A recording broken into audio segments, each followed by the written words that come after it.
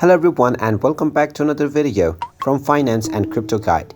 In this video, I'm going to show you how to change your language on the Zerion Wallet. So let's get started right away.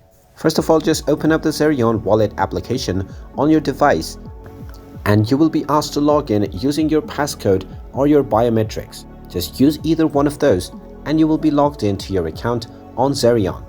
Now within your homepage, you will be shown various wallets that you have added to your Zerion wallet. Now in order to change your language, tap on the settings button at the bottom right corner and this will take you into the settings page.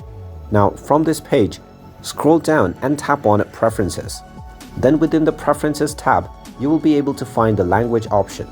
Go ahead and tap on it and now you can select any language that you wish to use with the Zerion Wallet app. After choosing your selected language, you can go back and you will see that your selected language has been applied to the entire application. And there you have it. That is how easy it is to change your language on the Zerion Wallet app. If you find this video helpful, make sure you hit that like button and subscribe to our channel if you haven't done so already. Also ring that notification bell to never miss another update from us. Thank you for watching and I will see you again in the next video.